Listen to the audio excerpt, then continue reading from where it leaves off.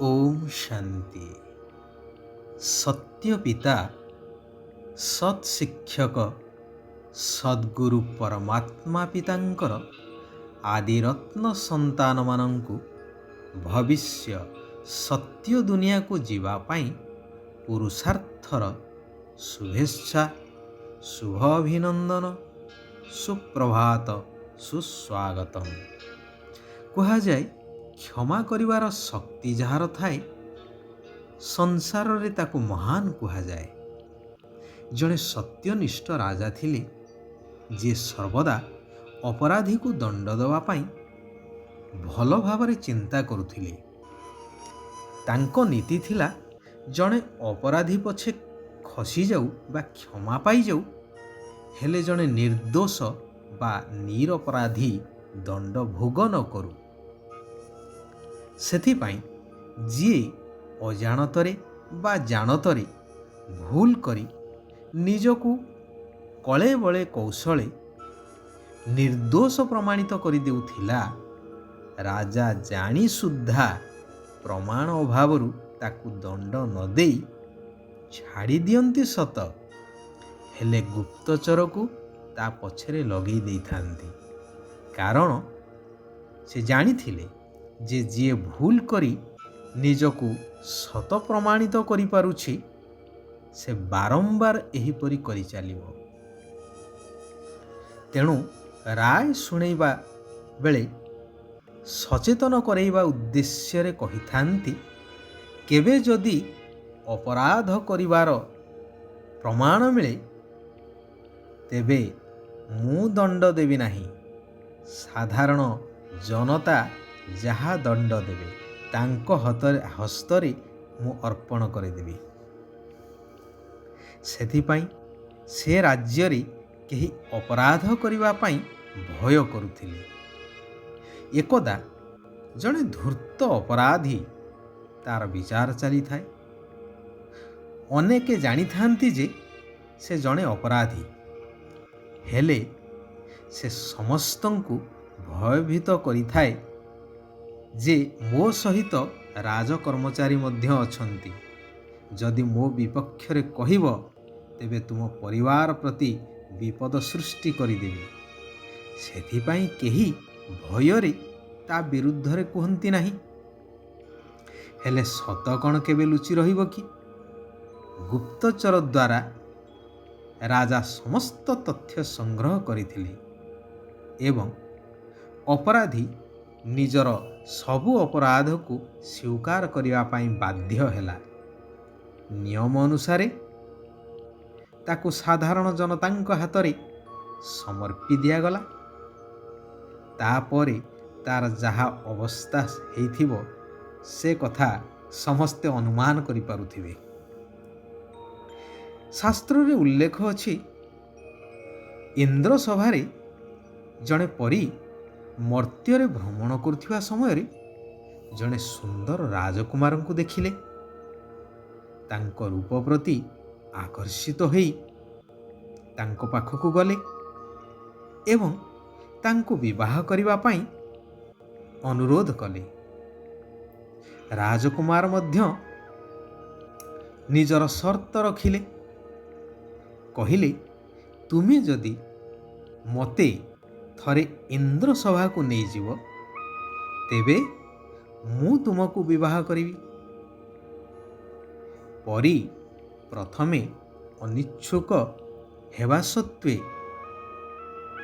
एपटे राजकुमार को हरैबार भय तांको मध्य घारिला। तेणु चिंता करी शेषरे तांको गुप्त बेशरे बा लुचेई छपेई नेइकिरी पहुंचिले केउठारे? इंद्र सभारे। हेले ए कथा इंद्र जानी पारी तुरंत अभिशाप देले कि मर्त्य रे तुमे पथर ही जा। ताहा ही हेला। अर्थात देव सभारे विकारी मनुष्य को लुचेई छपेई उपस्थित करैबार कठोर दंड भोगिबा को पड़िला। वर्तमान संसारर अवस्था मध्य सही भली। ମିଛ କହିବା, ମିଛକୁ ଘୋଡ଼େଇବା ପାଇଁ ଆହୁରି ଅନେକ ମିଛର ଆଶ୍ରୟ ନେବା ଯେପରି ସମାଜର ଏକ ଅଙ୍ଗ ହୋଇଯାଇଛି କହିଲେ ଅତ୍ୟୁକ୍ତି ହେବ ନାହିଁ। ସେଥିପାଇଁ ଭୋଳାନାଥ ଶିବ ବାବା ଆସିଛନ୍ତି ଏହି ତମୁ ପ୍ରଧାନ ପତିତ ମିଛ ମାୟାଭରା ସଂସାରକୁ ପରିବର୍ତ୍ତନ କରି ସୁଖ ଶାନ୍ତିପୂର୍ଣ୍ଣ ଦୈବୀ ଦୁନିଆ ସ୍ଥାପନ କରିବା ପାଇଁ।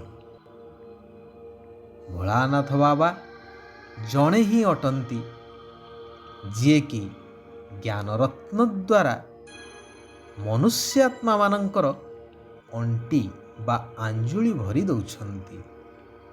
ସିଏ ହିଁ କଳ୍ପବୃକ୍ଷର ବୀଜ ରୂପ ଅଟନ୍ତି। ତାଙ୍କର ତୁଳନା ଆଉ କାହା ସହିତ କରାଯାଇପାରିବ ନାହିଁ। ବହୁତ ସନ୍ତାନ ଅଛନ୍ତି, ବାବାଙ୍କୁ ମଧ୍ୟ ଠକିବାକୁ ଚେଷ୍ଟା କରିଥାନ୍ତି। ଜାଣିନଥାନ୍ତି ଯେ ବାବାଙ୍କୁ ଠକିବା କ'ଣ, ଭଗବାନଙ୍କୁ କେହି କ'ଣ ଠକି ପାରିଲାଣି? ଭଗବାନଙ୍କୁ ଠକିବାର ଚିନ୍ତା କରିବା ଅର୍ଥାତ୍ ନିଜକୁ ନିଜେ ଠକିବା। ସେମାନେ ବାବାଙ୍କୁ ଯଥାର୍ଥ ରୂପେ ନ ଚିହ୍ନି ଭୁଲ କରି ମଧ୍ୟ ଲୁଚାଉଛନ୍ତି, ସତ୍ୟ କେବେ ମଧ୍ୟ କହୁନାହାନ୍ତି। ଶିବ ବାବାଙ୍କ ସଭାରେ ବସିବା ପାଇଁ ଅନେକ ନୀତି ନିୟମକୁ ଜୀବନରେ ଧାରଣ କରିବାକୁ ହେଇଥାଏ, ଯାହା ସେମାନେ ପାଳନ କରିନଥାନ୍ତି କି ଧାରଣା କରିନଥାନ୍ତି। ହେଲେ ଲୁଚି ଛପି ସତ୍ୟ ପିତାଙ୍କର ସତ୍ୟ ସଭାରେ, ଯାହାକୁ ଇନ୍ଦ୍ର ସଭା ବୋଲି ଗାୟନ କରାଯାଇଛି ଶାସ୍ତ୍ରରେ, ସେଠାରେ ବସି ଯାଉଛନ୍ତି। ସେମାନଙ୍କୁ ଜଣା ନାହିଁ ଯେ ଧର୍ମରାଜ ଭଗବାନ ପିତା ସବୁ କିଛି ଜାଣିଛନ୍ତି। ତେଣୁ ଧର୍ମରାଜଙ୍କ ଦଣ୍ଡକୁ କମ କରିବାକୁ ହେଲେ ସତ୍ୟ ପିତାଙ୍କୁ ସତ୍ୟ ସତ୍ୟ ଶୁଣେଇବା ଦରକାର। କିଛି ମଧ୍ୟ ଲୁଚେଇବା ଅନୁଚିତ। ନିଜର ସବୁ କିଛି ବାବାଙ୍କୁ ଅର୍ପଣ କରି ନିମିତ୍ତ ହୋଇ ସବୁ କିଛି ସମ୍ଭାଳିବା ଦରକାର। ପୁରା ଶ୍ରୀମତରେ ଚାଲିବାକୁ ହେବ।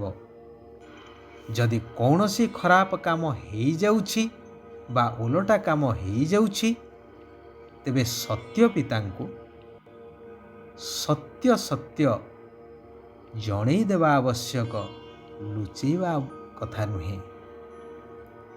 କ୍ଷମାର ସାଗର ପିତାଙ୍କ ଉପରେ କେବେ ମଧ୍ୟ ରୁଷିବାର ନାହିଁ। ଭଗବାନଙ୍କ ଉପରେ ରୁଷିବା ଅର୍ଥାତ୍ ନିଜ ଭାଗ୍ୟ ଉପରେ ରୁଷିଯିବା।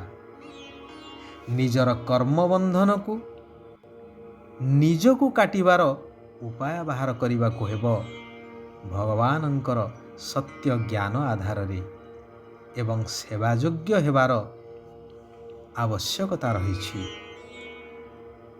ଶିବ ବାବା କହୁଛନ୍ତି, ସଙ୍ଗମ ଯୁଗର ପ୍ରତ୍ୟେକ ମୁହୂର୍ତ୍ତକୁ ଉତ୍ସବ ରୂପରେ ପାଳନ କରୁଥିବା ସଦା ଉମଙ୍ଗ ଉତ୍ସାହ ସମ୍ପନ୍ନ ଆତ୍ମା ହୁଅ।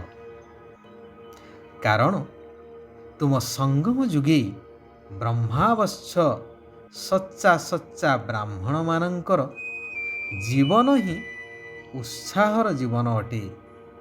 ବ୍ରାହ୍ମଣ ଜୀବନର ନିଶ୍ୱାସ ପ୍ରଶ୍ୱାସ ହିଁ ଉମଙ୍ଗ ଉତ୍ସାହର ଅଟେ। ସର୍ବଶକ୍ତି ରୂପୀ ସମ୍ପତ୍ତିରେ ଯଦି ସମ୍ପନ୍ନ ରହିବା, ଏହା ହିଁ ବ୍ରାହ୍ମଣ ସ୍ୱରୂପର ବିଶେଷତା ଅଟେ। ଆଚ୍ଛା, ଆଜି ପାଇଁ ଏଇଠାରେ ଆମେମାନେ ବିରାମ ନେବା। ଆସନ୍ତାକାଲି ପୁନଃ ଏହି ସମୟରେ ଆମେମାନେ ଏକତ୍ରିତ ହେବା ସେହି କଲ୍ୟାଣକାରୀ ପିତାଙ୍କର କଲ୍ୟାଣକାରୀ ମହାବାକ୍ୟକୁ ଶ୍ରବଣ କରିବା। ନିଜକୁ ପରିବର୍ତ୍ତନ କରି ସାରା ବିଶ୍ୱକୁ ପରିବର୍ତ୍ତନ କରିବାର ଶ୍ରେଷ୍ଠ କାର୍ଯ୍ୟ କରି ଚାଲିବା। ସମସ୍ତଙ୍କୁ ନିରାକାର ପିତାଙ୍କର ସତ୍ୟ ପରିଚୟ ପ୍ରଦାନ କରି ଚାଲିବା। ସାରା ବିଶ୍ୱର ଆତ୍ମାମାନଙ୍କର କଲ୍ୟାଣ ହେଉ। ସମସ୍ତେ ସୁଖ ଆଉ ଶାନ୍ତିର ଅନୁଭବ କରନ୍ତୁ। ଓମ୍ ଶାନ୍ତି, ଓମ୍ ଶାନ୍ତି, ଓମ୍ ଶାନ୍ତି।